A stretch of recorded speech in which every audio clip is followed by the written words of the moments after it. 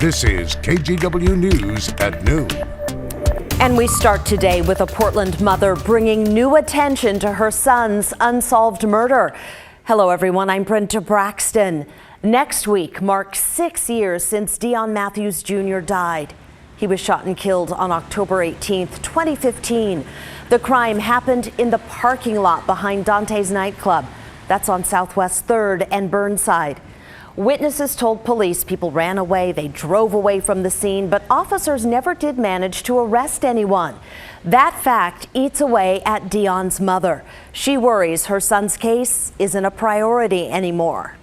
At times I do feel like it gets lost because they're so overwhelmed in doing and trying to prevent other homicides and crimes that's taking place out there in Oregon. But as me being a mother, as me being an advocate, not only for my child that got murdered, just for other families. You know, if we come together, we speak up, we stand up, that's not snitching, that's not ratting no one out, that's just doing the right thing.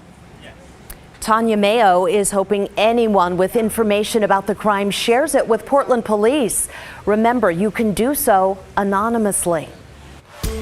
Well, over the last few months, we have talked a lot about the surge of the Delta variant and the huge strain that is putting on local hospitals. That's why back in August, we took you inside 2 Oregon ICUs, including the one at OHSU. 29-year-old Miranda Rich was a patient there. She's since recovered from COVID, but reached out to us after seeing herself in KGW's special report. And I was like, maybe they need to know that somebody made it. That somebody out of the ICU actually did make it and is alive. I don't want to be known as the heartbreaking case of a young woman who was unvaccinated and covered in tubes. Miranda says her mom and husband got COVID early on during the pandemic. When she didn't get sick back then, she thought she was safe, but she wasn't. She almost died in the ICU this year. But again, she has recovered, she's gotten vaccinated, and now she hopes her situation will give other people hope. You can see more of Miranda's story online. You'll find it on the KGW YouTube channel. Well, on Monday, Oregon's COVID vaccine mandate for healthcare workers kicks in, but some hospitals like Legacy have already issued their own mandates. It's requiring staff to be vaccinated, and it's already put unvaccinated employees on unpaid leave. Legacy's chief HR officer says it's clear the mandate worked. The health system reports another 10% of workers got their COVID shots. And now with this vaccine requirement, we are taking a strong stand by saying nobody in a patient-facing or patient care environment will be unvaccinated. Legacy says more than 95% of its workforce is now vaccinated. That means the remaining 5%, about 700 people, are on leave. Legacy says it only granted a few religious and medical exemptions. Well, when it comes to vaccine mandates in the private sector, Boeing is on board with President Biden's guidance for large companies. All of Boeing's U.S. employees will be required to show proof of vaccination or an approved exemption for religious or medical reasons. The deadline for employees to get their shots is December 8th, or they risk being fired. The union representing employees in Oregon says it'll negotiate with Boeing about how to implement that mandate. And new today from the world of women's pro soccer, the Thorns react after the league moved the championship game out of the Rose City. The Athletic reports the big match is moving to Louisville, Kentucky. It was supposed to happen here in Portland next month. Players had asked for this change of venue. They weren't happy they had to play at 9 a.m., saying it was too early. So the championship changed time zones. It'll now start at noon Eastern. In a statement, the Thorns say they support the decision. And if you're a fan who bought tickets at Providence Park, stay tuned. More information is coming about what you're supposed to do now.